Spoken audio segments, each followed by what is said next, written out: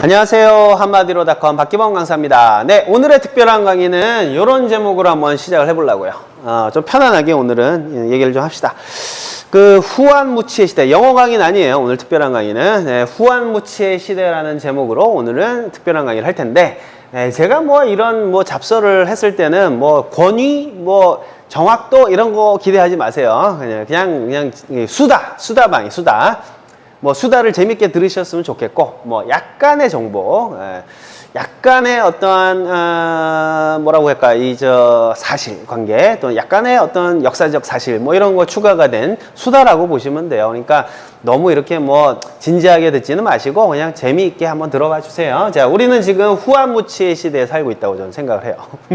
후한무치가 뭐냐고요? 곤란해 이러면 얼굴이 두꺼워갖고 수치심이 없다는 얘기죠. 예, 이런 얘기를 제가 왜 하느냐면요. 지금 현재 우리 한국 사회가 처해 있는 이런 모습들을 이해할 때, 참 이 단어가 저는 떠오르기 때문에 이 강의를 한번 마련을 했어요. 뭐 좀 오래 전으로 돌아가면은요, 후한무치의 시대가 사실 뭐 오래됐죠. 뭐냐면, 제가 이제 지저스 크라이스트를 써놨는데, 우리 예수님이에요. 뭐, 교회 안 다니시는 분들은 제가 백그라운드가 기독교기 때문에 이렇게 얘기를 하지만, 사실은 저는 불교도 되게 좋아해요. 근데 아는 게 별로 없어서 그렇고, 실제로 우리 예수님이 이 땅에 내려오신 이유가 뭐예요? 이 죄 가운데 빠진 이 모든 사람들에게 구원을 위해서 온 거고, 그죠? 실제로 그 예수님이 태어나셨을 때 이스라엘 사람들은 항상 메시아를 기다리고 있었죠? 그죠? 언제 도대체 메시아가 와서 우리 이스라엘 백성을, 그죠?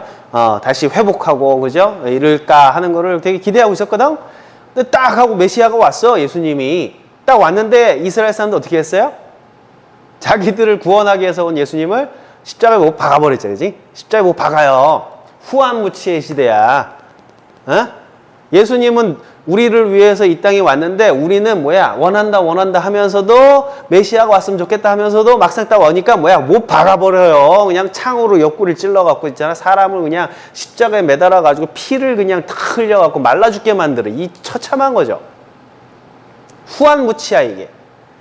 우리나라로 와볼게요. 우리나라가 일제 36년 동안, 그죠? 지배하에 있었어요. 꽤 오랜 시간 동안 지배를 당했지. 근데, 우리 한반도가 이렇게 있으면, 죄송해요. 그림을 이상하게 그려서. 실제 독립운동가들은 어디가 있었어요? 만주에 가서 많이 활동을 했었지, 그죠? 왜? 여기서 뭐, 독립운동 할 수조차 없게 그냥 탄압을 했으니까. 근데요, 재밌는 게 아니지, 이건. 이 독립운동가들의 후손을 한번 잘 보세요. 지금 어떻게 살고 있어요? 다들 그냥, 독립운동가 후손들 지금 다 힘들어 하는 거 아시죠? 독립운동 과거 했던 분들 처참한 말로를 보내고, 그죠?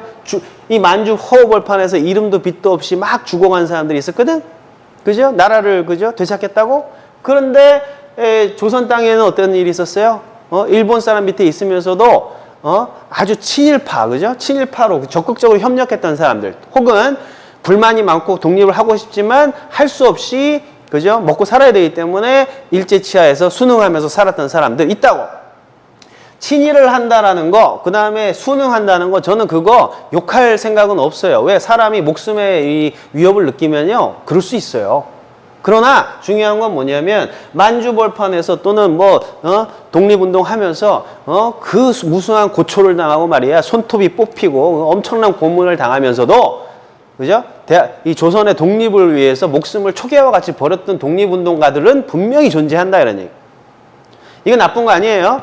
친일파 난 나쁘게 생각 안 해. 그럴 수 있어. 사람이 죽이겠다는데 어떻게 할 거야? 그러나 이런 분들이 있는 반면에 이렇게 목숨을 초계와 같이 버리시는 분들이 있다고. 그런데 실제로 이 독립운동을 하셨던 분들이, 그죠? 조선이 독립이 되고 나서 어떻게 되겠어요? 실제 우리나라 역사를 보면 독립운동가들은, 그죠? 이렇대. 김구 선생님 아시잖아요. 그죠? 김구에 대한 역사적 평가는 저는 여러 가지가 있다라고 보지만, 제가 보는 김구 선생님은 그래요. 그죠?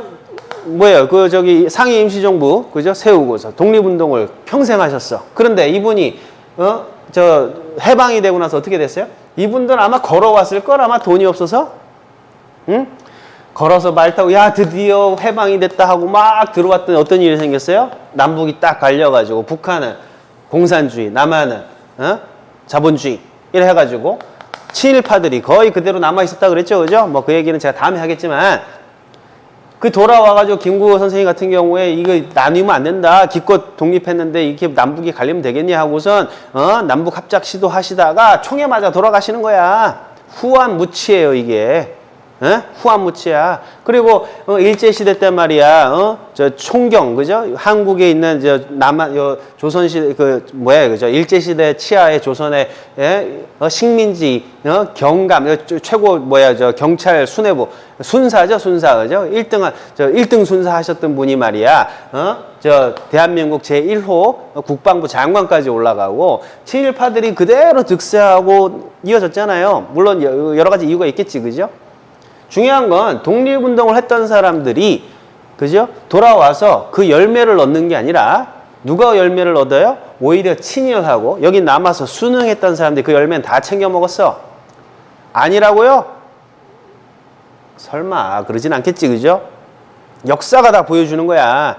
그러다 보니까 나라 일 하면은 정의를 위해서 나가면은 다 패가망신한다. 이게 한국에서는 무슨 상식처럼 돼버리고 그저 내 자식 챙기고 내가 밥 먹는 거 먼저 챙기고 이게 이제 팽배해진 거 아니에요. 국가 민족 생각하기보단. Anyway, 독립운동과 똑같아요. 예수님 오시면요, 진짜 예수님을 필요로 했던 사람들이 뭐 한 거야? 예수님 십자가에 못 박아버려요. 독립을 바랬던 사람들이요, 막상 독립이 되면은 독립운동가들 십자가에 못 박아버린다. 후한무치의 시대예요. 역사고. 최근 들어볼까요? 민주투사들, 그죠? 여러분 아시겠지만 이한열 열사, 그죠? 최루탄 맞아서 죽은 연세대 학생이에요. 앞날이 얼마나 창창해. 연대생이면 박종철 물고문 사건 아시죠? 이런 사건들 때문에 어떻게 됐어요? 노태우 대통령 때 6.29 선언, 그죠? 서울의 봄. 그래갖고 민주화를 이룬 거야. 그래서 대통령 직선제를 실현한 거예요. 그 이전까지는 뭐예요? 군부 쿠데타를 일으켰던 전두환이라든지, 그죠? 전두환 이 세력들이 자기들끼리 체육관에 모여가지고 자기들끼리 대통령 하십시오, 그러죠? 북한이랑 뭐가 달라? 난 도대체 모르겠어요. 자기들끼리 국민들은 모르고 그 투표권도 없이 말이에요. 자기들끼리 추대해가지고, 그죠? 전두환 각하 이래갖고. 그리고 노태우 자기 친구한테 이제 물려주려고 하다가 이 국민적 반대 부딪혀갖고 6.29 선언 때 노태우 대통령 그 당시에는 후보죠. 뭐 한 거예요? 대통령 선거를 그러면 보통 투표로 전 국민이 참여하는 걸로 바꾸겠다. 이 지금 우리가 알고 있는 상식에 비추면은 말도 안 되는 거죠, 그죠?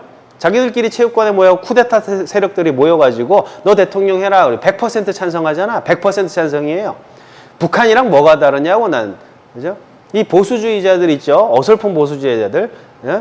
전두환 각하 뭐 이러면서 전두환 뭐 이번에 뭐예요?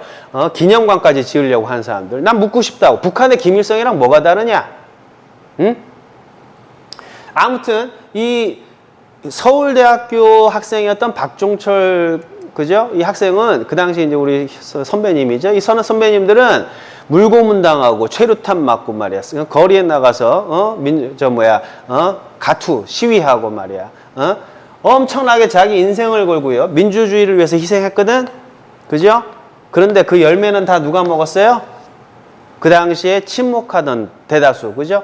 침묵하던 다수들 있잖아. 독재 아래서 있으면서 나라의 헌정 질서를 무너뜨리고 말이야. 쿠데타를 해가지고 정권을 찬탈한 그런 사건에 대해서 묵인하고 있었던 대다수 대중들. 지금 민주주의 사회의 모든 혜택을 다 누려왔죠. 그렇죠? 그러나 그 당시에 민주주의를 위해서 애썼던 분들은 죽고 다치고 고문당하고 얼마 전에 김근태 씨 돌아가셨잖아요. 그죠? 이 대중들이 못 박은 거라고.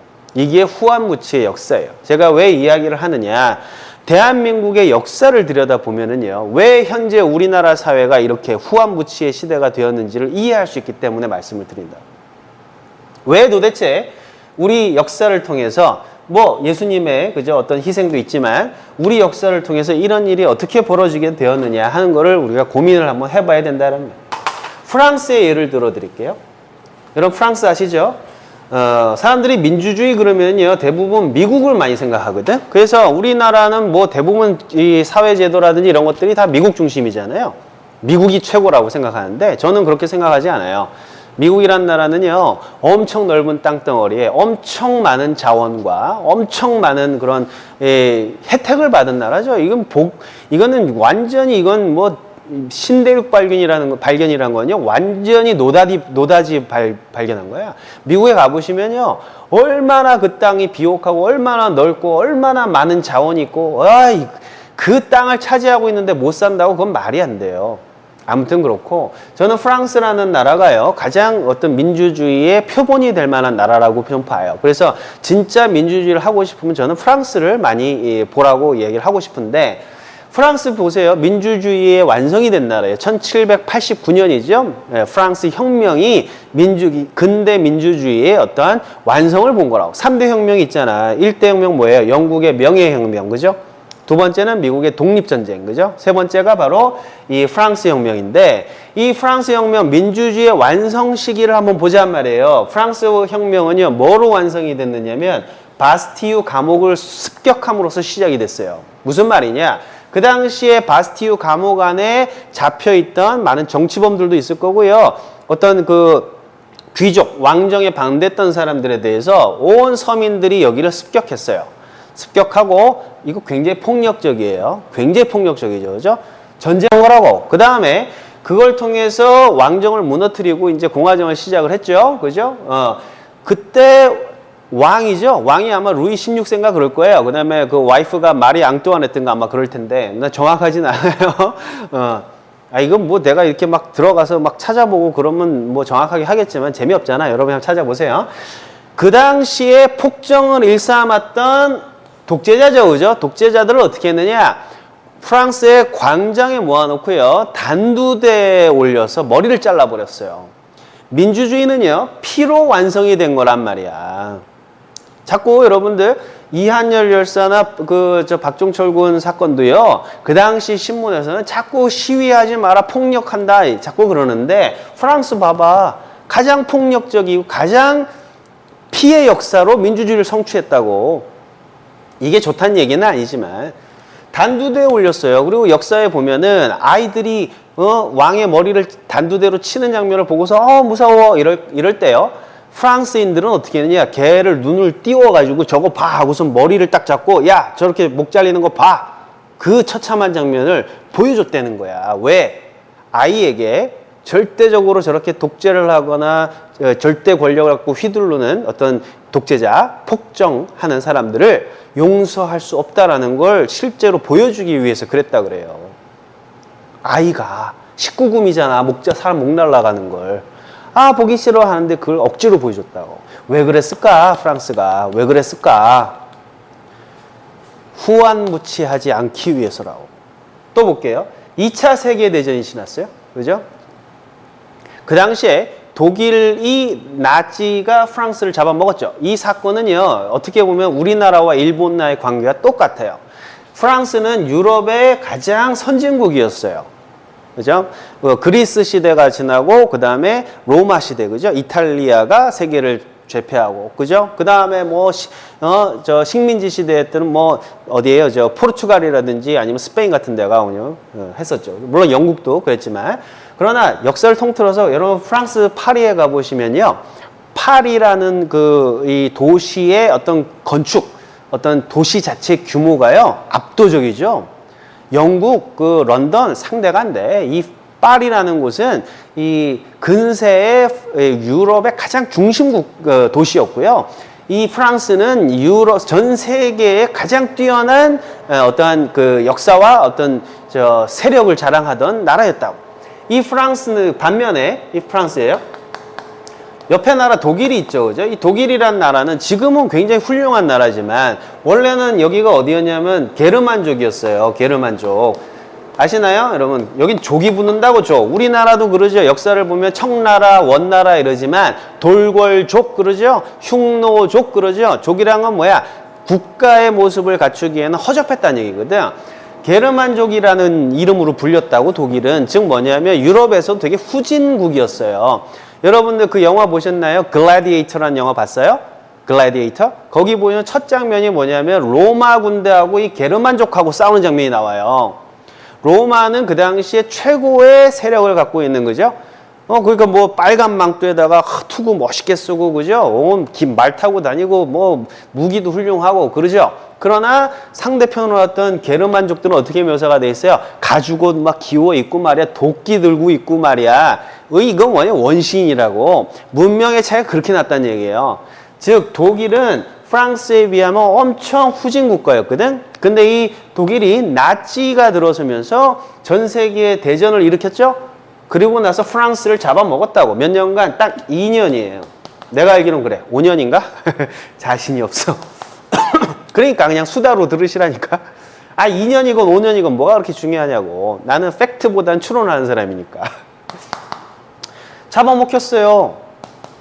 그죠? 이거는요, 우리가 일본한테 잡아먹혔던 사건이랑 굉장히 유사한 사건이에요. 일본은 어떤 나라야? 중국이 이렇게 있었죠? 중국에서 사실상 우리나라한테 조선이건 뭐 고려건 간에 많은 문물을 전해줬죠, 사실. 그게 뭐 조선이란 나라, 고려건 뭐 삼국시대건 간에 중국에 많은 영향을 받았어요. 그죠? 좀 자존심 상하지만 인정할 거 인정해야 돼. 그리고 조선에서 일본으로 많은 문물이 넘어갔죠. 역사를 보면 있잖아. 일본하고 조선, 우리나라로 합시다. 우리나라하고의 관계는요, 이거 관계랑 거의 유사하다고. 일본 애들 우리나라에서 막 갓 쓰고 말이야, 도포자라 쫙 해가지고 말이야, 어떤 유교적인 어떤 인을 실천하는 정치, 삼강 오륜이 어떻고 이런 아주 추상적인 세계의 어떤 철학적인 기틀을 마련해 갈 때도 일본은 가면 어땠어요? 티팬티 입고 막 뛰어다니는 야만 민족이었다고. 혹시 이거 일본 사람들이 보지 않게 보여주지 마세요, 일본 사람한테. 그렇잖아, 티팬티 입고 다니잖아. 응? 역사적으로 보면 일본은요, 중국의 영향을 받은 조선 또는 우리나라, 그 다음에 우리나라에서 다 전달해 준 거야. 근데 이놈들이 조선을 먹은 거 아니에요. 엄청나게 자존심 상하는 사건이거든. 그래서 우리나라가 일본한테 36년간이나 억압을 받았다고. 바보같이. 프랑스는 5년, 2년, 모르겠어요.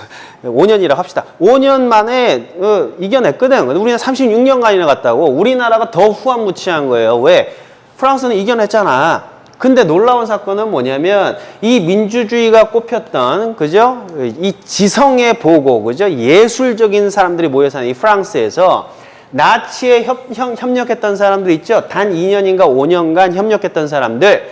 이런 사람들요, 어떻게 했느냐? 10만 명을, 10만 명의 사람을요, 재판 없이 즉결 처형해버렸어요. 재판도 필요 없어. 그냥 바로 총 쏴 죽였다고. 몇만을? 10만 명을. 미친 거죠, 이거? 얼마나 폭력적이야? 얼마나 사악해요? 재판도 안 해? 이런 일이 우리가 알고 있는 민주주의에 꽂힌 프랑스에서 있었다고. 왜 있었느냐? 후한무치하지 않기 위해서예요. 그 당시에 처형당했던 사람들 중에는요, 대부분 나치에 찬동하는 어떠한 신문기사를 쓴 기자들, 나치의 어떤 프로파간다, 그죠? 이 선전을 했던 교수들, 이런 사람들이 포함이 되어 있어요. 재판하지 않았어요. 바로 쳐 죽였어요. 왕도, 독재를 한 왕은 목을 잘라버리고요. 그죠? 나치에 협조했던 사람들은 10만 명을 처형해버렸다고. 자, 이제 우리나라에 대해서 제가 왜 후한무치라고 이야기하는지 아시겠죠? 아셔야 돼. 우리나라는 지금 후한무치의 시대에 살고 있어요.